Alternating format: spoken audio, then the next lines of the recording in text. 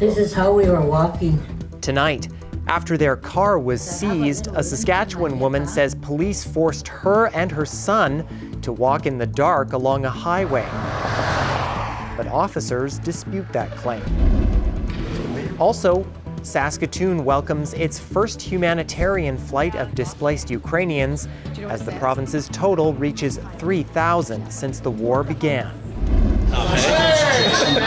Plus, our country's men's soccer team plays its first World Cup game in decades, and we catch up with those who are cheering them on. This is CBC Saskatchewan News.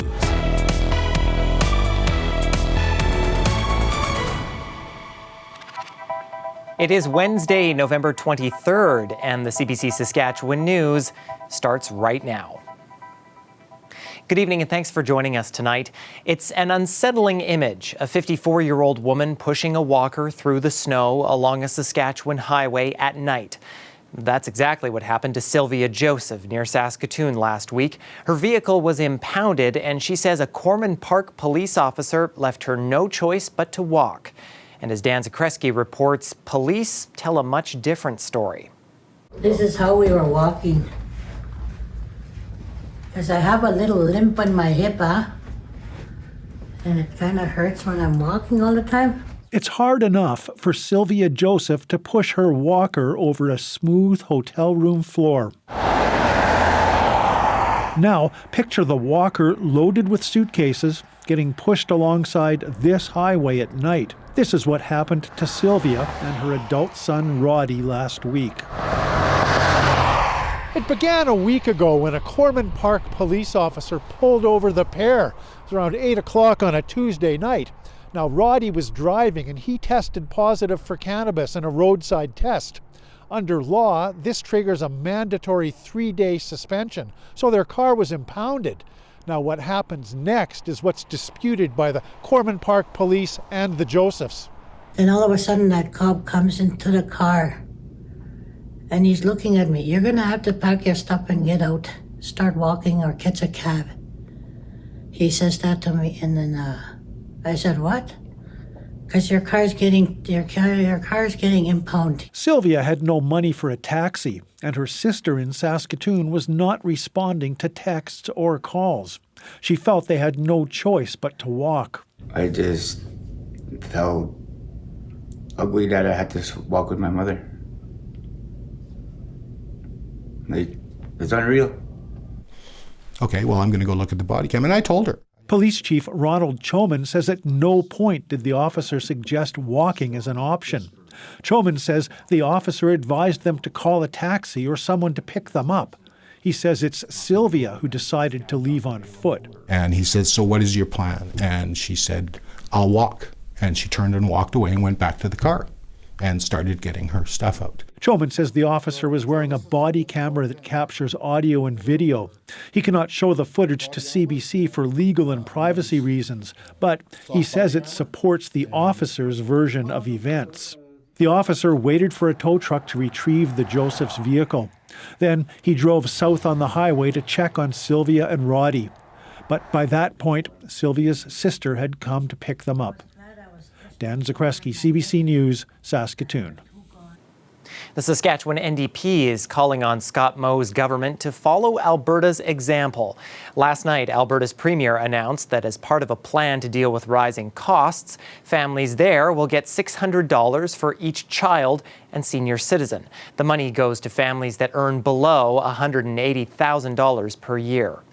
The Alberta government also plans to suspend the provincial fuel tax for at least the next 6 months.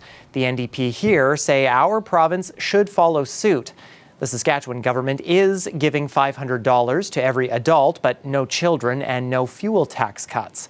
Premier Scott Moe says the affordability checks hitting mailboxes are doing their job to help people. No, we're confident in the plan that we have put forward, and we're very focused on ensuring that those affordability measures are getting out to our small businesses, getting out to our families as quickly as possible. And from what I'm hearing, it's appreciated as well.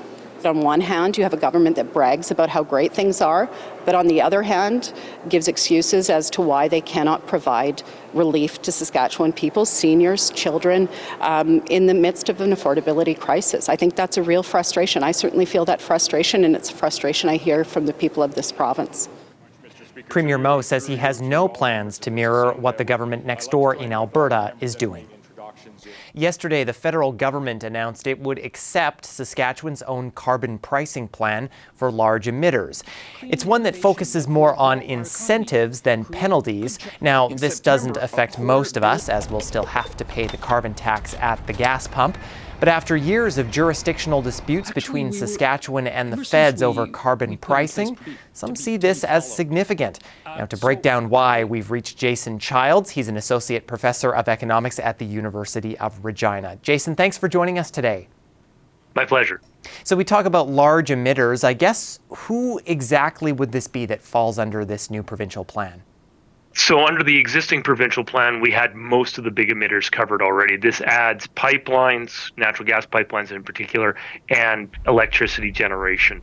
Those are the two big adds here that are now going to be under this umbrella program for large emitters. Now, the province says this will save industry here about $3.7 billion between now and 2030, as industrial carbon taxes are going to be staying here. So how much of an impact will that have on our provincial economy? I think it could have substantial impact. I mean, to have the money stay in the province and generating activity in the province, whether it's on the research and development side, the commercialization of technology side, all of those things are going to be positive for economic activity. Also, it means that the management is going to be more tailored to the needs of the province rather than the needs of the country as a whole or the industrial heartland in Ontario or Quebec, say. So there's a lot of benefits to being able to target what we're doing to our specific industries and the specific problems we're going to have here, as opposed to having policy written that's really designed to fit more Ontario or BC or other jurisdictions. And I'm curious why you think Ottawa might have accepted this plan and if it'll actually work. Well, it depends on what you mean by work. I think it's the design of the plan. Again, we're still waiting for a few more details to get all the nuts and bolts exactly in the right place. But it looks like it's going to be focusing more on intensity targets and providing benefits if you beat your intensity targets and penalties if you don't, and allowing different options within that, such as paying for offsets, counting carbon capture and storage, which hasn't always been the case in the federal plan. So doing that now, I think, is going to be a big boon to our industry and maybe develop a technology or help commercialize a technology that's going to be saleable around the world. So all of those things are going to help us, and whether or not it works is going to really come down to the details. What are the benchmarks? What are the baseline cases? How are we actually implementing this? And that still remains to be seen in terms of pinning down those exact details. And given there's been so much resistance from the Saskatchewan government to carbon pricing, what do you think this tells you about the provincial government's position on it now? I think they've accepted the loss at the Supreme Court, and this isn't, the way it's being spun. Oh, it's not a tax. Well, it is in fact a tax. Let's be honest. It just has different provisions, just like an income tax. If you allow RSP deductions, that doesn't mean it's not an income tax anymore. It just means you've got this extra piece added onto it. So it's a carbon tax. Politically, that's awkward for the Sask Party government, but it's an acceptance that this is going to be imposed on us one way or another. So we may as well try and make the best of it within our own jurisdiction. All right, Jason, thank you so much for this. Thank you. Jason Childs is an associate professor of economics at the University of Regina. The city of Saskatoon wants to bump up property taxes more than it initially planned. The previously approved budget for 2023 asked for a 3.5% increase. Now it's upping that proposal to 4.38%. The city's chief financial officer says the financial landscape for the city in 2023 has changed significantly because of higher costs for fuel, natural gas, materials, supplies, and labor. The owner of a $344,000 home would pay an additional $87 a year. Council will deliberate the proposed adjustments next week. If you're asking me personally, I think it's disgusting. I think that for a first female city manager, there's tones of sexism in it. Strong words from Regina's mayor this afternoon. Sandra Masters is responding to a lawsuit filed by 2 city councillors against the city's new manager. Ward 6 councillor Dan LeBlanc and Ward 3 councillor Andrew Stevens are upset the manager removed the city's homelessness plan from the proposed budget. That plan would cost $123 million and bump up taxes hundreds of dollars a year for Regina homeowners. A family doctor in Saskatoon says his clinic is overwhelmed by patients experiencing severe flu symptoms. As we told you yesterday, there's been low uptake of the flu shot here so far this fall, and people have lower immunity after over 2 years of pandemic protections. Dr. Adam Ogeglo says people need to protect themselves to ease the burden on the healthcare system. I think over the last 2 or 3 weeks, essentially every swab I've done, apart from one, has come back positive for influenza A. We're running off our feet. We're very busy. If one of us gets sick and we are working short-staffed, it just compounds the problem. So, we're doing what we can to try and make room for everybody to be seen, but it's overwhelming. We don't have enough resources to see everybody, unfortunately. If you walk into any pharmacy and see the empty shelves where you're supposed to be able to find cold medicine, children's analgesics, Tylenol and Advil, we're seeing longer wait times in our urgent care clinic where people are waiting 4 or 5 hours sometimes to see a physician, or being turned away towards the end of the, even after supper, being turned away from our clinic.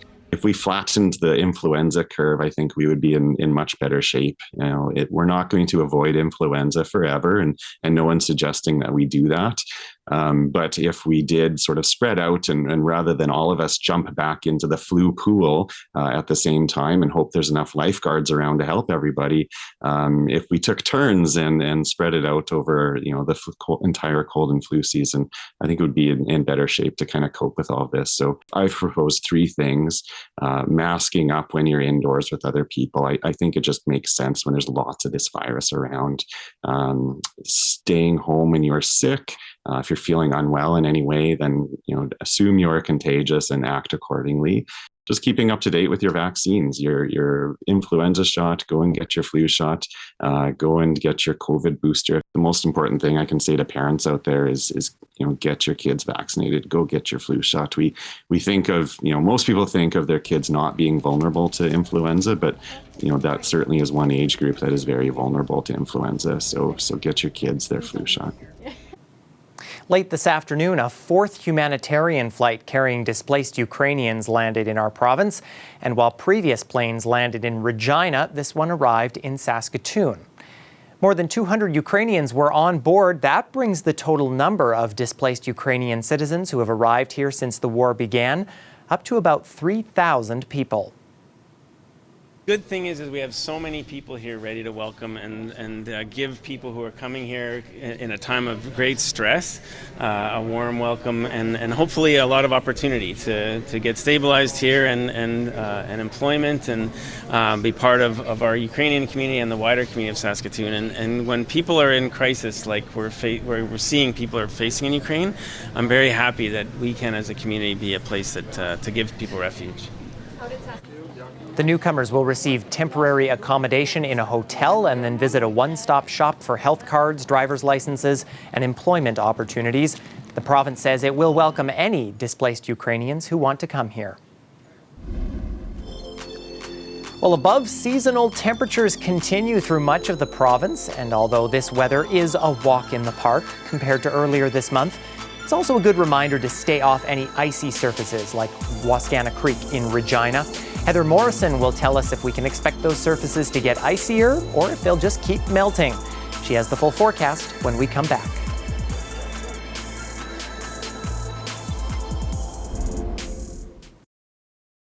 This weather update is brought to you by Capital GMC Buick Cadillac. 22 model clear-out is on now.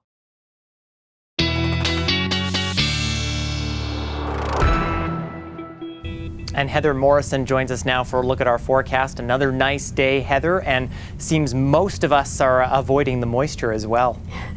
Yes, absolutely. I would say it's almost a perfect winter day here in Saskatchewan, but we didn't quite nail it. Let's consider it a dress rehearsal, not quite opening night, and let's see what was causing the problem for the southern part of the province here. So as you can see, we still just have a little bit, if you look right down at the southern part of the border there, we still got a little bit of that precipitation that was causing a little bit of a problem, bringing that wintry mix of rain and snow, but that is moving on. And then here's what's happening overnight. If you take a look at Alberta there, you see the northern part of the province.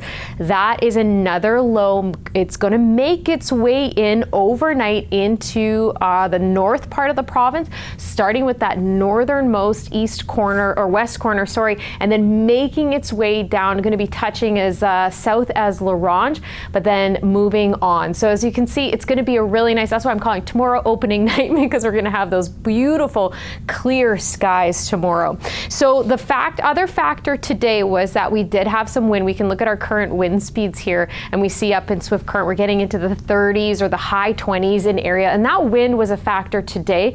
Going to die off a little bit tomorrow, but then it's going to come back on Friday. Now let's take a look now at these temperatures that we're getting across the province. So it has been a really mild day in the province, and that's what makes it such a beautiful winter day. So as you can see there in Regina, -2. So a typical high is -4. So here we are, the sun goes down, we're still above the normal. In Yorkton, typical high for today would be -6. So as you can see, we're sitting at these really nice mild temperatures. And tomorrow we're going to be waking up to these mild temperatures as well. So still some above normal temperatures. As you said, Ethan, we're all going to see probably a little bit more melting and some icy pathways. Now here's what's bringing the mild. So as you can see, sitting in a little bit of a trough here in the upper atmosphere, but that is going to move forward. So here's what we have to look forward to as we move through the week. We're going to get ourselves settled in nicely into a ridge, and that's going to bring some warm air into our province, and we're going to see some really warm temperatures through Friday before we hit the weekend. So let's take a look here. Regina really tells the story. So as you can see, Thursday got a little bit of wind, but you see how it picks up there on Friday with those gusts up to 47 kilometers per hour. But look at that temperature, +10. That's right, Ethan, double digits. And that is a potential for a record breaker. So the high on that day is 11.3. So we're going to see if we can beat it. Then it cools off a little bit for the weekend, and we get back to more seasonal temperatures on Monday. So very similar story here in Saskatoon. We don't get as warm, but we do have that wind on Friday, as you can see, with gusts up to 50 kilometers per hour. So warm on Friday, and then tucking back down as we get into some potential moisture coming in on Sunday and Monday. So there you go, Ethan. Lots to look forward to this week in terms of temperature. Yeah, I think American Thanksgiving should move up here. It's going to be so nice. That's right. A lot easier to cook on a day like that. That is true. Thanks so much, Heather. Thanks, Ethan. Stay with us. We'll be back after the break.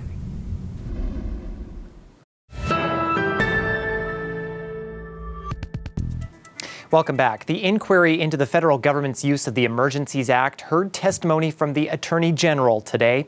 It was revealed that David Lametti had brought up the use of the act in the earliest days of the convoy protest in Ottawa, and he testified preparations were needed if the government decided to invoke the legislation.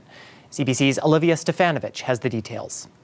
Do you swear that the evidence to be given? The Government of Canada's top lawyer put on the stand and on the defense. I do swear. To face his own words. Unique to yourself, but expressed very, very frankly here, I was stunned by the lack of a multi-layered plan. The inquiry got a rare look at text messages sent in the early days of the convoy by David Lametti, who serves as both Justice Minister and Attorney General. You make again in stark terms the observation slowly is incompetent. I was frustrated, I have to admit. Lametti says that comment about then Ottawa Police Chief Peter Slowly made in the heat of the moment. But it reflects, I think, the fact that my life had been altered by this. My staff was being harassed when they went into work by convoy members. During the first weekend trucks rolled into the nation's capital, Lametti raised the Emergencies Act with his chief of staff. The second or third day of the protest, and your mind goes straight to the Emergencies Act. Can you explain why that came so quickly to your mind. I was being prudent. A few days later, Lametti texted about the Emergencies Act yet again. In case we need it, because the worst scenario would be something explodes and we are not ready to use it because we haven't done the kinds of consultations necessary. He also texted the public safety minister about the need to get the police to move and the Canadian Armed Forces if necessary. How many tanks are you asking for? Said Marco Mendicino. I reckon one will do, replied Lametti. Were you seriously suggesting that CAF be brought in or that there be tanks brought in to Ottawa to deal with the situation? No. This exchange is meant to be a joke between two friends. But by February 13th, conversations turned much more serious. Lametti texted his chief of staff saying, quote, "We are on the inexorable march towards the Emergencies Act." The federal government invoked its historic powers the next day. Olivia Stefanovich, CBC News, Ottawa.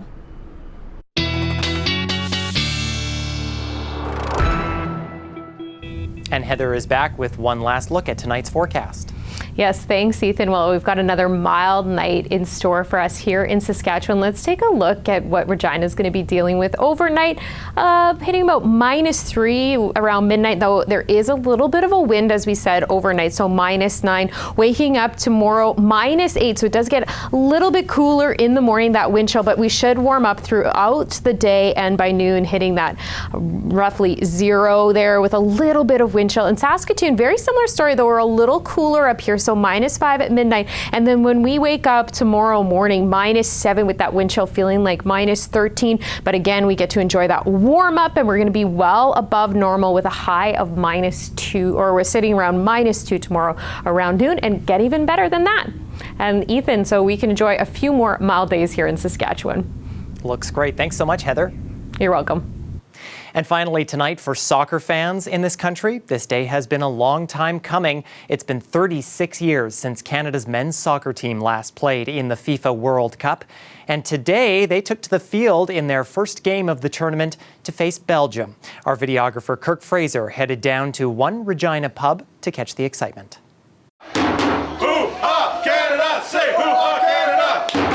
This team has just grown completely over the last few years. I think the hype is there, and you look at the lobby now, it's filling up. Everybody wants to come see Canada hopefully get a win. They beat Japan recently, and Japan just beat Germany, so who knows, it might be closer than we think. I just joined them for lunch and then wanted to stay to watch the Canada game, so my mom excused me for the rest of the day. People say we're a hockey country, we're a football country. We're a soccer country deep in our heart too, and we're just going to keep growing and growing in that. I've been cheering for Canada my whole life, and the last time they made it to World Cup I was 4 years old, so this is the biggest day ever. I'm such a big soccer fan. I mean, we're going to cry our faces off, I'm sure.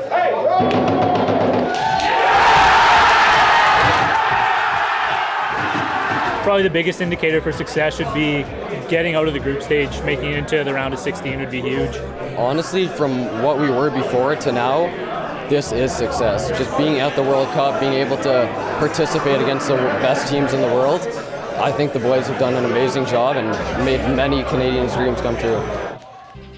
And the team was so close today, but couldn't quite pull out a win. They lost 1-0 to Belgium, their next game against Croatia on Sunday. That's it for us tonight. Glenn, Reed, and Heather are back with more local news and weather at 11. Thanks for watching, and have a great night.